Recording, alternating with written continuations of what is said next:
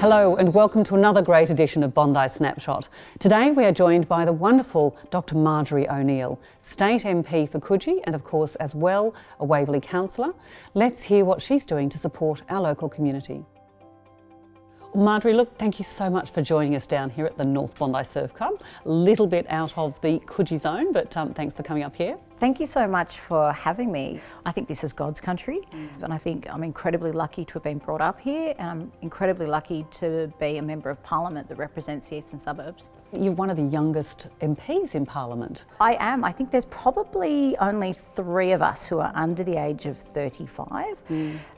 So firstly I want to say I think a good political system and good policy is shaped by a diverse group of people, so I'm really lucky to be in this position.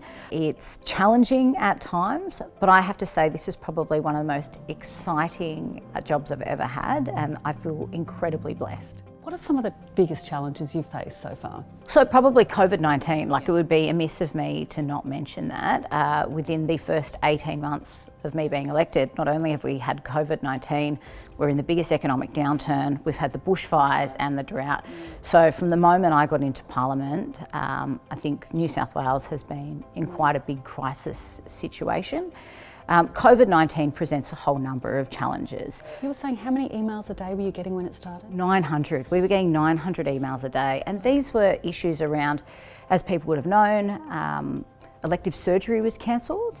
Domestic violence is a really big issue. I think it's an important issue we need to be talking about. We've had some frontline services providers in the eastern suburbs have 150% increase in demand for domestic violence services. That's not okay. No. What can we do about that? Domestic violence starts with a lack of respect for women. It is incredibly important that we start to actually change the dialogue around what is a respectful relationship, but it's also about making sure that our shelters are supported, so when women are in a position where they do want to leave, they've got somewhere to go. Yep, and they have all of the support for them as well. When COVID started, we would all know schools got shut down, kids were having to learn remotely, and one of the things that we were doing was working with quite a number of charities to make sure that kids in underprivileged families had access to devices and internet. Okay. So Majorie, look, fantastic work all you're doing on the social side, but obviously there's a big impact for businesses that's been happening under COVID. Tell us some of the things that you've seen and what you're doing about that. We're running a campaign which is called a Go Local campaign. Not only are our small businesses the largest employer in Australia, they're also the people that are the backbone of our community. When our rugby league teams need support, when our netball teams need a little bit of funding, they always go straight to a small business. So they help us in the good times. It's now our time to really make sure that we're supporting them during this bad time. So apart from obviously the bigger issues of COVID, what are some of the other issues that are facing Coogee at the moment? Probably public transport is one of the major issues. We've had the most wonderful bus network in the eastern suburbs, and we're really dependent on our buses to get where we need to go. The light rail has been a good addition, but it is not a replacement for our buses. We're set to see an additional 16 bus services be removed from the eastern suburbs.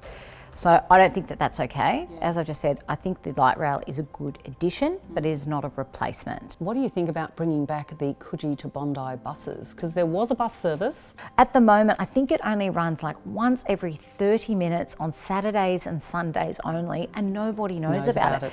The eastern suburbs is wonderful. There are beautiful little restaurants and bars that are popping up everywhere.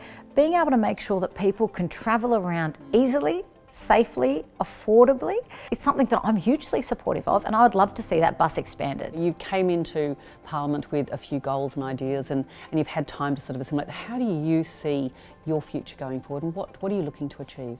That's a really good question. It's a really big question, and I think COVID-19 has had to probably recalibrate a lot of what those goals and objectives are. I think one of the things that has become incredibly clear to me is the importance of healthcare and access to healthcare for people. The other thing is around people's access to housing and safety. as we're going into this economic downturn, we already had 10-year waiting lists for people to be able to get into housing. And we're not just talking about social housing, we talk about women who might require safety in shelters. We've only got one shelter really in the eastern suburbs, which is located in Bayside, which opened at capacity.